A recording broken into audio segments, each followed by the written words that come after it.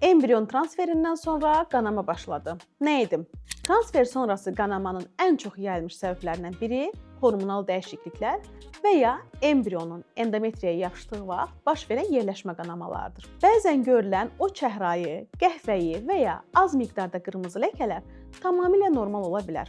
Bu tip qanama qısa davam edir və ağrı ilə müşayiət olunur. Amma hər qanama eyni deyil. Əgər qanama aybaşaya bənzəyəcək qədər çoxdursa, laxtalar varsa və ya qarnın aşağısında güclü sancılar hiss olunursa, bu artıq ciddi sayılır. Ümumiyyətlə, transferdən sonra baş verən qanama və ya ləkələnmə hallarında onu izləmək, rənginə və miqdarına diqqət etmək çox önəmlidir və bütün bunları isə həkiminizlə bölüşməyiniz mütləqdir. Çünki həkiminiz dərmanlarınıza edəcəyi dəyişiklik və ya əlavələr prosesin gedişatında vacib rol oynayır. Və ən sonda onu bildirməliyəm ki, düzgün rejim, kifayət qədər istirahət, emosional yüklənmədən uzaq durmaq, bütün bunlar çox kiçik görünən, amma nəticəyə ciddi təsir edən detallardır. Bunlara diqqət etmək isə tövsiyə olunandır.